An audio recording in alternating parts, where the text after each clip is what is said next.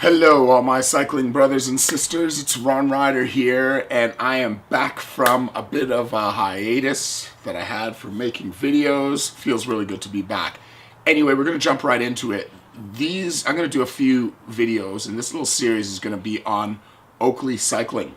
Okay, Oakley brand that's been around forever, since the 80s. I actually had my first pair of Oakley glasses in 1987. Damn. I've been a big fan of theirs for a long time.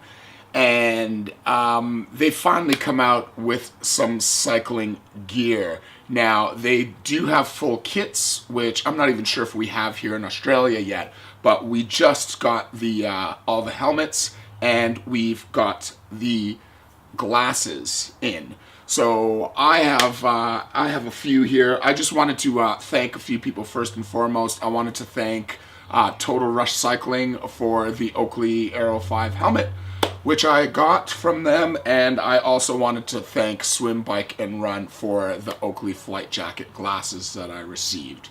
So again, thanks guys. You always take care of me. Really appreciate it. Anyway, let's start with the Aero 5 helmet. This is it right here.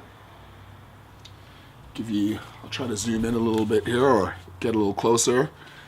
This is what the helmet looks like. It's got their logo here, which is actually reflective, so when light beams on it, it reflects.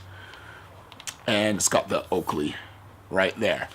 But this is the Oakley Aero 5. They have the Oakley Aero 3, which is more kind of for their, what they consider hill climbing, a little bit more vented.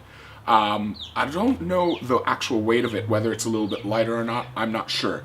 This is the Aero 5, which is part of their more aero side to the helmet, but it is also for riding distances, things like that, which a lot of helmets seem to be going these days anyway, with the more aero shape to them.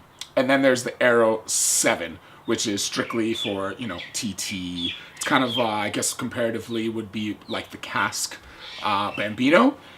But this is the Aero 5. This is the direction I chose to go.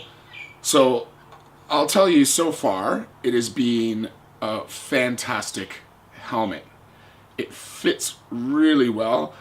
I'll give you a little bit of detail on the helmet anyway. It comes standard, all their helmets come standard with MIPS. I don't even know what that's an acronym for, I forget. But which a lot of helmets are using these days, it's called MIPS. And what that is, it's a little system inside the helmet. I don't know if you can see this, but inside the helmet, there's kind of like this little plastic layer here, okay? And it sits inside the helmet, and it actually has a little bit of a gap between the foam and the actual MIP system. And what the system actually does, again, not sure if you'll be able to see, but it actually shifts and moves inside the helmet. Okay, it's really secure in there, but it actually shifts and moves. So it helps dampen the shock a little bit, and it helps your brain inside your skull from twisting and moving inside of your skull. So it kind of helps minimize that. So yeah, it's a highly tested system. People and companies have been using it for a good few years now, but not everybody's using it. I have got the Casque Protone helmet, which I absolutely love, and I've been wearing for a couple of years now. And they still don't have MIPS in their helmets. But that being said, when I had my crash, I did hit my head on the ground in my Casque Protone, or Protone, however you want to say it, and it was perfect. My helmet, my head was fine, no problem. So it does work very well. But this MIPS system is supposed to be, the biggest and the next thing.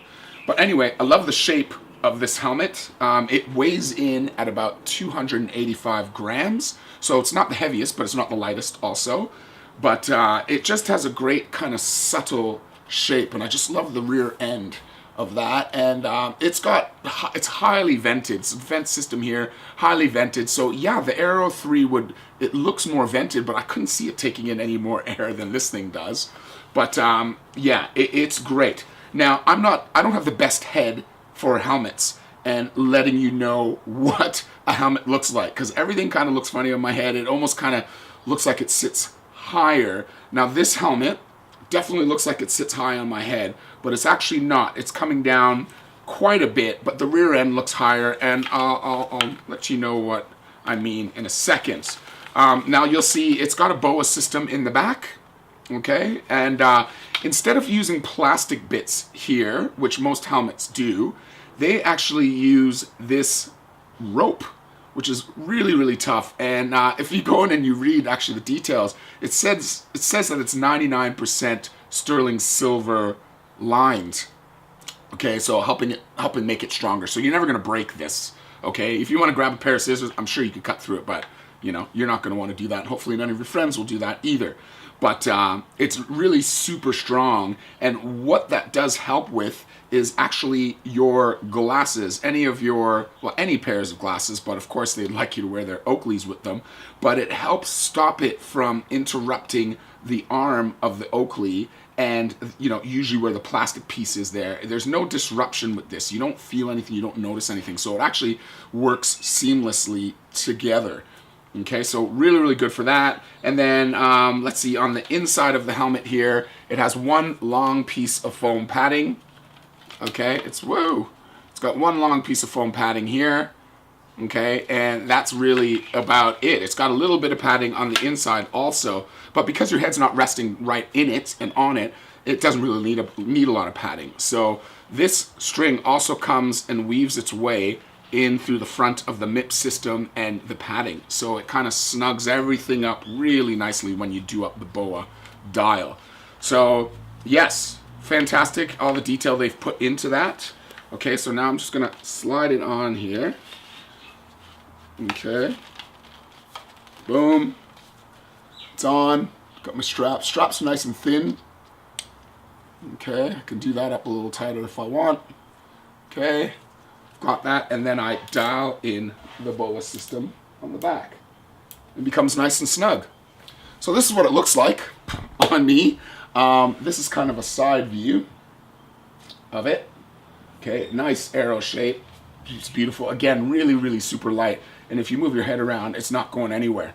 Okay, really, really secure feeling. And this is the back. Okay, so yeah, this is what the helmet looks like.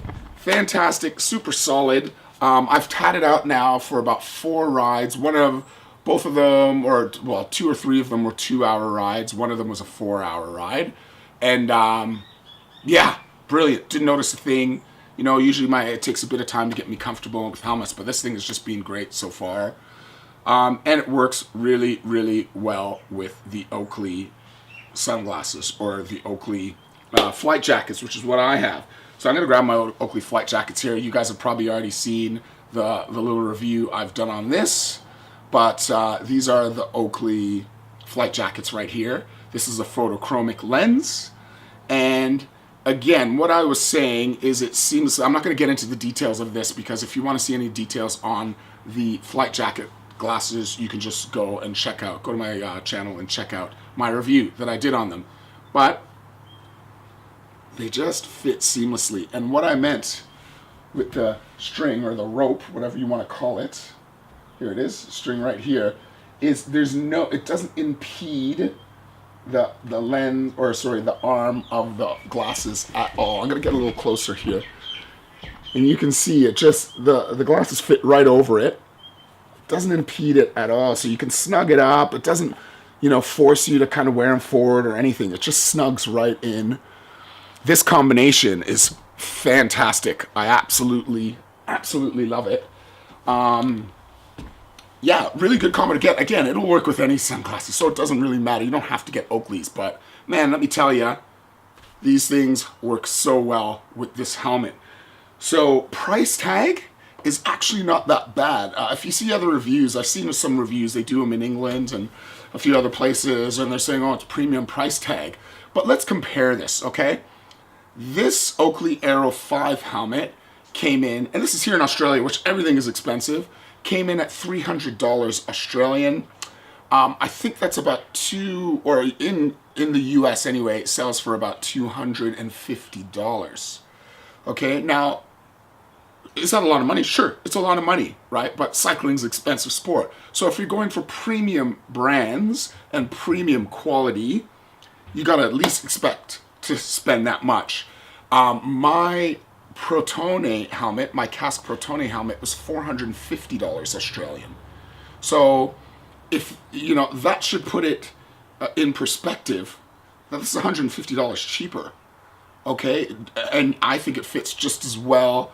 Again, don't necessarily go by what it looks like on my head. You might think it looks good. Like, I love how it looks, but, you know, it does look like it's sitting quite high on my head, but it's not. It's actually down, it's snug, it's good. I've got all the coverage I need. It protects every part of my head that I need it to. So, yeah, look, it's a brilliant helmet, and they've done a really, really good job. Everything Oakley makes is quite high quality. They've done a great job with this helmet and their glasses and everything they do. The combination is just absolutely brilliant. So do I think it's worth getting the Oakley sunglasses if you're out there looking for some glasses? So to either get the Jawbreakers or to get the flight jacket, totally think it's worth it. I think it integrates beautifully. Haven't tried it with any other glasses yet, but I'm sure they would integrate beautifully. So yeah, I think it's reasonably priced. I think they did a really good job. And yeah, hey, look, go try it out for yourself and see what you think. They are out in the market now. So yeah, thanks for watching, guys. Really appreciate it. Again, I'm back. I'm going to start doing some more videos here and there where I can. So if you can, please like, comment, and subscribe. Really appreciate it. And we'll be seeing you soon. Peace.